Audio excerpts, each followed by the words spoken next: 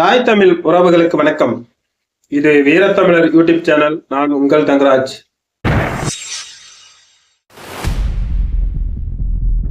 இந்த சேனலை சப்ஸ்கிரைப் செய்வோம். நன்றி. மேட்டூரில் நடைபெற்ற நாம் தமிழர் கட்சியின் பொதுக்கூட்டம் தீரனும் அவன் பேரனும் என்ற தலைப்பில் அண்ணன் சீமான் அவர்கள் பேசினார். அந்த பொதுக்கூட்டத்துக்கு நாங்கள் சென்றிருந்தோம், பார்வைக்கு பார்க்க போயிருந்தோம். மிகச் சிறப்பாக இருந்தது. அண்ணன் சிறப்பாக பேசியிருந்தார். சும்மா இளைஞர்களை உசுப்பேற்றும் வகையில் பேசியிருந்தார். நாடி நரம்புகளை முறுக்கேற்றும் வகையில் பேசியிருந்தார். அதை பேசி கேட்ட மக்கள் ஆரவாரத்தோடு கைத்தட்டி கேட்டார்கள். இந்த மாதிரி கூட்டத்தை நான் இதுவரை பார்த்ததில்லை என்றால் அவ்வளோ அமைதியாகவும் அவ்வளவு சிறப்பாகவும் அந்த கூட்டம் நடைபெற்றது. அதாவது அண்ணன் பேசிக்கொண்டிருக்கும் பொழுது அந்த கைத்தட்டில் முடிந்து அந்த கைத்தட்டில் ஓசை நின்றால் அப்பொழுது அந்த சத்தம் எந்த ஒரு சிறும் சத்தம் கூட வரல. அதாவது மக்கள் கூடி நிற்கும் மக்கள் சிறும் சத்தம் கூட வராம அமைதியா உட்காந்து அந்த கூட்டத்தை கேட்கறாங்க. இந்த மாதிரி கட்சிகளுடைய கூட்டத்தை பார்த்துட்டு இந்த கரூர் சம்பவத்தை நினைச்சா மனசுக்கு ரொம்ப வெறியா இருக்கு. பிறகு அந்த கூட்டத்தை பார்த்து ரசித்துக் கொண்டு அதன் சுற்று வட்டாரத்தில் நாங்கள் அங்கே பார்வையிட்டு திரிந்து கொண்டிருந்தோம். அந்த கூட்டத்துக்கு நாங்க போனோம். அந்த கூட்டத்துல அமைதியா உட்காந்து பார்த்தோம். பார்த்துட்டு அண்ணன் பேசி கொண்டிருந்தாரு. அதுக்கு பிறகு முன்னாடியே நாங்க எந்திரிச்சு அந்த கூட்டத்தை அப்படியே சுத்தி பார்க்கலான்னு அந்த கூட்டத்துக்குள்ள அப்படியே சுத்தி பார்த்துக்கிட்டு இருந்தோம். பார்த்துட்டு இருந்து ஒவ்வொருத்தரும் அமைதியா நின்று கேட்டுக்கிட்டு இருந்தாங்க. இந்த பக்கம் பார்த்தோம்னா நெட்டா ஒரு 4-5 கடை போட்டிருந்தாங்க. அந்த கடையில பார்த்தா வரலாறு புஸ்தகம், நாம் தமிழர் கட்சி கொடி, மற்ற தலைவர் பிரபாகரனுடைய அந்த போட்டோஸ் இதெல்லாம் வச்சுக்கிட்டு இருந்தாங்க. அதை பார்த்தா ரொம்ப ஆச்சரியமாவும் அபூர்வமா இருந்துச்சு. எந்த ஒரு கூட்டத்திலையுமே இந்த மாதிரி கடை போட்டு புக்கு கடை, அந்த புஸ்தக கடையெல்லாம் போட்டு நான் பார்க்கல. அங்க வந்த மக்கள் அதை மிக ஆர்வமா வாங்கிட்டு போய் படிக்கிறாங்க. அத்தனையும் வரலாறு புஸ்தகம், மருதபாண்டியரை பத்தி, தீரன் சின்னமலையை பத்தி, அப்புறம் நம்ம தமிழ் தேசிய தலைவர் மேதகு பிரபாகரனை பத்தி எல்லாருடைய புஸ்தகங்களும் அது இருந்துச்சு.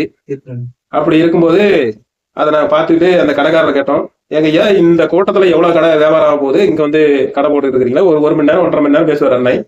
இதுக்கோசரம் இங்க இருந்து கொண்டு வந்து இங்க கடை போட்டுருக்கீங்களே அப்படின்னு கேட்டோம். அப்படில தம்பி, இந்த கூட்டத்துல வந்து நாங்க கடை போட்டா எங்களுக்கு வியாபாரம் ஆகுது, மக்கள் வாங்கிட்டு போய் படிக்கிறாங்க, விரும்பி படிக்கிறாங்க. அண்ணனுடைய கருத்தை கேட்ட பிறகு அடுத்த செகண்ட் புக்கு கடைக்கு தான் வராங்க. அண்ணனுடைய கருத்து எதை சொல்றாரு, இந்த இடத்துல இந்த இவர் சொன்னாரு அப்படின்னு ஒரு கருத்தை சொன்னாருனாக்கா அந்த கருத்தை கேட்கணும், அதை படிக்கணும் அப்படின்னா அந்த புஸ்தகம் வந்து கேட்கறாங்க. அந்த வகையில நாங்க எல்லா வியாபாரமும் ஆகுது, பரவாயில்ல அப்படின்னு சொல்றாங்க. இது வந்து எனக்கு தோணுனது அன்னைக்கு அந்த இடத்துல மிகச்சிறந்த அறிவான கூட்டத்தை அண்ணன் சீமான் அவர்கள் உருவாக்கி கொண்டிருக்கிறாருன்னு அந்த இடத்துல நான் புரிஞ்சுக்கிட்டேன்.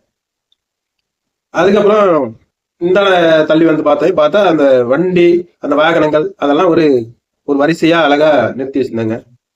மக்கள் எல்லாம் ஒரு ஆரவாரத்தோட வந்து அண்ணன் பேசும்போது மட்டும் கை தட்டுறாங்க. அடுத்த செகண்ட் பார்த்தா அமைதியா நிக்கிறாங்க. ஒரு குண்டூசி விழுந்தா கூட அங்க சத்தம் கேட்கற அளவுக்கு அந்த கூட்டம் அமைதியா இருந்ததுன்னு சொல்லலாம். அந்த கூட்டத்துல அண்ணன் பேசியிருந்தாரு. நானும் உட்காந்து ரசிச்சு பார்த்துக்கிட்டு வந்தேன். அந்த கூட்டத்துல மிக சிறப்பா பேசியிருந்தாரு. தீரன் சின்னமலையோட வரலாறு எல்லாம் பேசியிருந்தாரு. அவரு எப்படி நாட்டுக்காக உழைச்சாரு, வந்து இந்த வெள்ளைக்காரனை எதிர்த்து எப்படி போராடினாரு, அவருடைய படையில சாதாரண குடிமகனா அந்த தீரன் சின்னமலையோட படையில நம் தாய் தமிழ் உறவுகள் மக்கள், அந்த காலத்து மக்கள் எப்படி அவருடைய படையில சேர்ந்தாங்க, அந்த படையில சேர்ந்து அவங்க தன்னுடைய வீரத்தை வெளிப்படுத்தி வெள்ளைக்காரனை 3 முறை படையெடுத்து வந்தவனை அடிச்சு விரட்டி இருக்கிறாரு தீரன் சின்னமலை அவர்கள். அதெல்லாம் வந்து தீரன் சின்னமலை அவர்கள், அவரை நம்பி மக்கள் வந்திருக்கிறாங்க. இந்த காலகட்டத்தை இதுல இன்னொன்னு புரிஞ்சுக்கிட்டேன். இந்த காலகட்டத்துல அண்ணன் சீமான் கூப்பிட்டு சாதி பேதம் இல்லாம ஒரு தமிழினமா ஒருங்கிணைந்து அனைத்து மக்களும் அங்க அந்த இடத்துல நின்று அவருடைய பேச்சு கேட்டு ரசிச்சாங்க. அதே மாதிரி தீரனுடைய சின்னமலை நம்மளுடைய தாத்தனுடைய அவருடைய வரலாறு பார்த்தா அங்க எல்லா குடியிலையும் அவருக்கு படைபலம் சேர்ந்து மக்கள் எல்லாம் போராடி அவருடைய ஒற்றை சொல்லுக்கு இந்த இடத்துல வெள்ளைக்காரனை விட்டு நாம அடிமையா இருக்க கூடாதா, வாங்கடா என் போருக்கு, நான் கூப்பிடுறேன்டா, உங்களுடைய தீரன் கூப்பிடுறேன்டா, வாங்கடா, என்ன நம்பி வாங்கடான்னு சொல்லி மக்கள் அழைக்கும் போது அனைத்து குடிகளும் அந்த தீரனுடைய படையில கலந்துக்கிட்டாங்க. அந்த படையில வந்து வன்னியரு, நாவியரு, பறையரு, செட்டியாரு, எல்லா குடிகளும் நாடாரு, தேவரு, கோனாருன்னு அனைத்து குடிகளும் அந்த படையில கலந்து ஒரு ஒற்றுமையை அந்த காலத்துல காட்டியிருக்கிறாங்க.